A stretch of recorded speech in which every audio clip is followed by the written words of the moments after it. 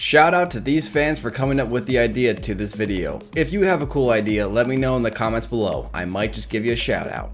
Now today I will be ranking all 4 of the live action Transformer films. One of the coolest things about the Transformer films is that everyone has their own opinion on them. And out of all the 4 films, there isn't that like definite one that's just better than all the others.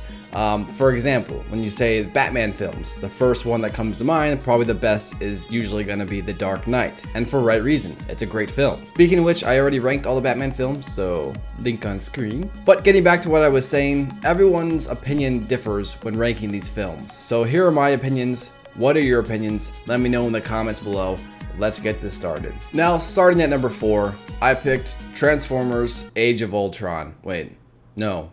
Age of Extinction, that's right. Now the reason why I put this one at number 4 is because the story to me just seemed like dumb and overdone and just kind of stupid. The reason why I think it's stupid is because the whole thing is about pretty much like, oh, all Autobots need to die and we need to make our own. That's what the humans are saying. But people forget the whole thing that the Autobots saved them, and it's kind of like this was kind of a copy and paste through the entire series. Like, oh, a government official comes in. Hey, I don't agree with these Autobots. I think we should take them out.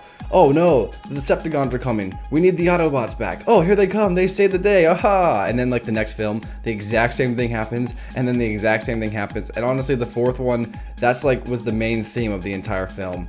You know, they're trying to make their own customized machines, and unfortunately that backfires. Obviously, because they're using Megatron's head to create these machines. So what do you think's gonna happen? The main bad guy, played by Kelsey Grammer, he did a pretty good job.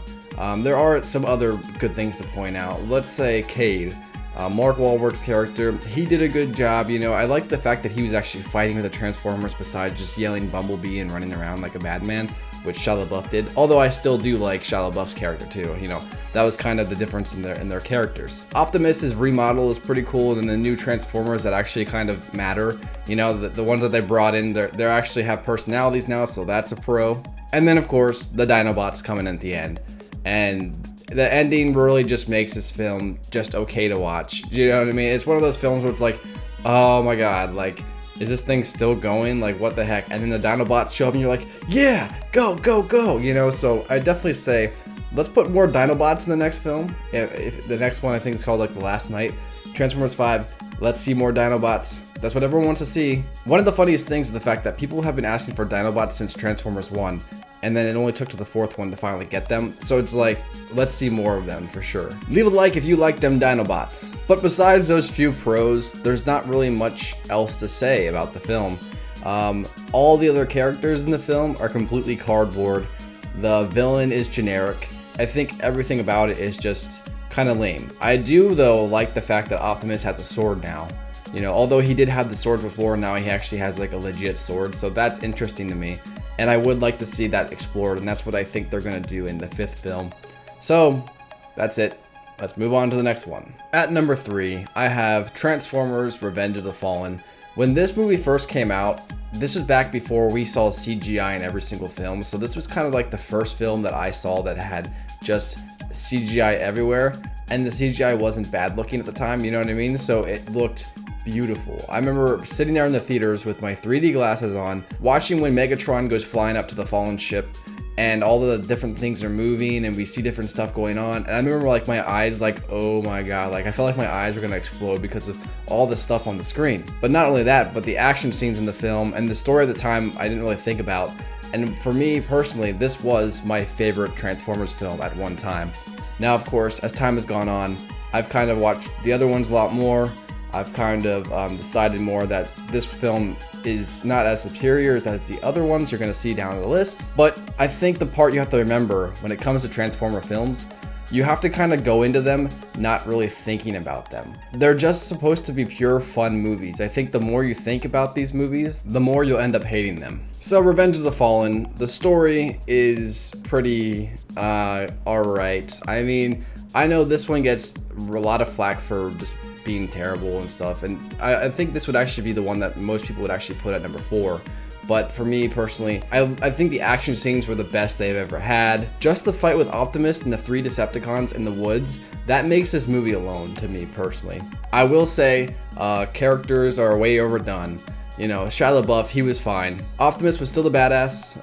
Bumblebee was still the caring guardian. I will say though that the Fallen is a very underutilized character. The entire film is being led up to this Fallen coming and pretty much destroying the world. You know, that's what he's trying to do. However, when he finally comes down, like the last 10 minutes of the film, he gets wrecked by Super Saiyan Optimus. Which makes sense, you know, Super Saiyan Optimus should be the one to kill him, but the problem is that when you watch the sequels, this one kind of gets like dropped. And what I mean by that is if you watch Transformers 1, that kind of leads more into Transformers 3, and then 3 leads to 4.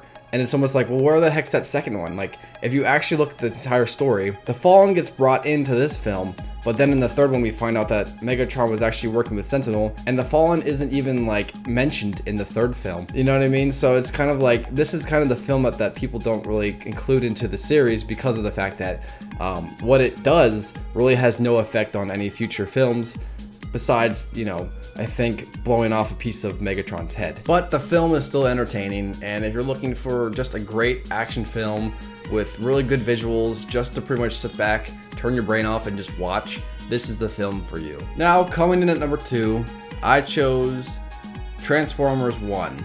Now, the original Transformers, this was a groundbreaking film, not only just for the actual Transformers series itself, but also for like filmmaking in general.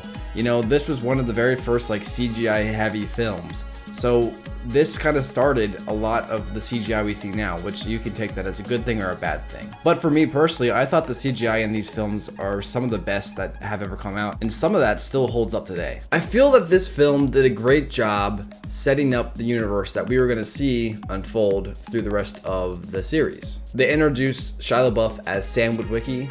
He was funny, his parents were stupid, but they were kind of funny too. At the time, Megan Fox was like the hottest thing that ever existed, so she was nice little eye candy for everyone watching the film. And everyone fell in love with Optimus and Bumblebee, and then there was Ironhide too, but then like no one else remembers any of the other ones. I think for being a Transformer film, specifically the first one, the story was just good. I mean, it wasn't great, but then again, it is Transformers, so I mean, what do you expect? It did a good job establishing the universe, like I said, and the story was just good enough to get on to the next film. I mean, there's not much else I can say about it. For sure, like, in the first film, Megatron was definitely supposed to be the big bad, and then in the second and third film, they kind of made him, like, the bitch to somebody else. So that's the unfortunate part. Specifically because of Megatron's like transformation. It's like, I'm sorry, but the Megatron from the first film, he was the leader. You know what I mean? He didn't have anyone pulling the strings behind the curtain. So it was kind of like, if you look at it like that, of course, that's not the first film's fault, but it does kind of ruin the character in the first film for sure. But of course, that's just my opinion. Now at number 1, I have Transformers Dark of the Moon. I remember Michael Bay say that he actually apologized for the second film, and he really wanted to make the true sequel to the first film, which was Dark of the Moon. Hence, when I talked about earlier in Revenge of the Fallen and why it really didn't matter, that's kind of why it seems like it didn't matter, because in the director's eyes, it didn't matter. So Dark of the Moon kind of gets back on track with the story, and the story is probably the best out of the entire series so far. The characters were better, the action was better, I guess the blonde chick was better. I mean, I guess her and Megan Fox are cute. I mean, she's really only thrown in there because they need some eye candy, because, you know, it's Transformers, you need some eye candy here. I'd say the villain was pretty good too. You know, the film's plot twist probably has like M. Night Shyamalan like up at night, you know what I mean? If there's one thing I would have liked to see in this film, it was Starscream turning good. The reason why I picked Starscream turning good, and that's why I wanted to see, was because for the entirety of the first 3 films, we're seeing like Megatron like kick him around and be like an asshole to him. And because also in the older cartoons, I don't know if you guys know this, but Starscream actually does turn good.